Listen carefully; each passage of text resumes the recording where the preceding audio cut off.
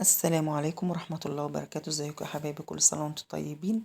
هنعمل مع بعض النهاردة كيكاية عادية جدا، بس فيها بعض التركات كده اللي هتخليها تحفة. اولا بناخد بشر البرتقال اللي من بره.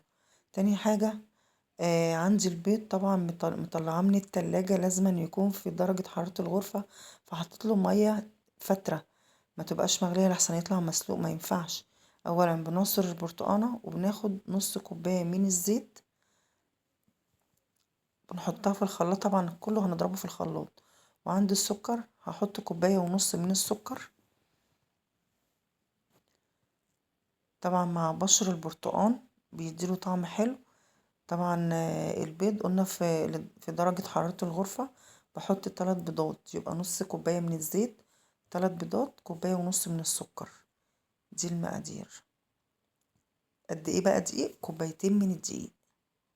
طبعا احنا بنحط المواد السايلة مع بعضها ونضربها في الخلاط لغاية اهو، بنحط عليه عصير البرتقانة لغاية مع الفانيليا البرتقان برضو. فبنضربه في الخلاط لغاية اما نلاقي السكر داب خالص. ادي بشر برتقان مع فانيليا برتقان. عايزة اقول لكم الطعم طالع تحفة. نفضل نضربها جامد لغاية ما السكر يدوب كده. وباجي بعد كده اروح حاطة كوباية من اللبن. يبقى كوباية ونص سكر، كوباية لبن، كوبايتين دقيق، 3 بيضات، نص كوباية من الزيت. طبعا في الخلاط بحط كوباية من الدقيق بس عشان الدقيق ما يبقاش تقيل. طبعا بنخل الدقيق ما يبقاش تقيل على الخلاط، فبحط كوباية من الكوبايتين. والكوباية التانية بطلع بدلق الخليط على الكوباية التانية. انا هنا طبعا عشان الدقيق ما يملاش الدنيا، فبروح نخلاه بالكوباية زي ما انتوا شايفين كده.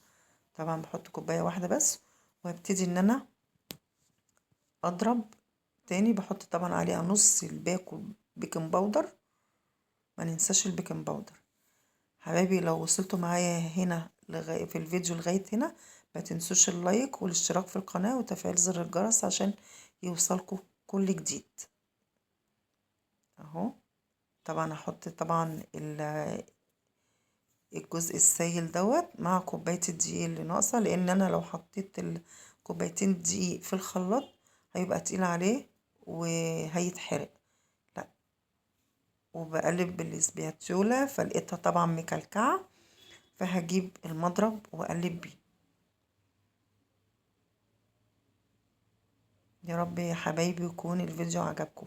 هتشوفوا منظرها دلوقتي هشة وعالية وتحفة. طبعا بندهن الصينية زيت وبنرشها بجزء من الدقيق طبعا، والزيادة ده زيادة الدقيق دي بنشيلها خالص اهو. وحطينا الخليط طبعا، وبنضرب الصينية شوية عشان كله يبقى في مستوى واحد. السلام عليكم.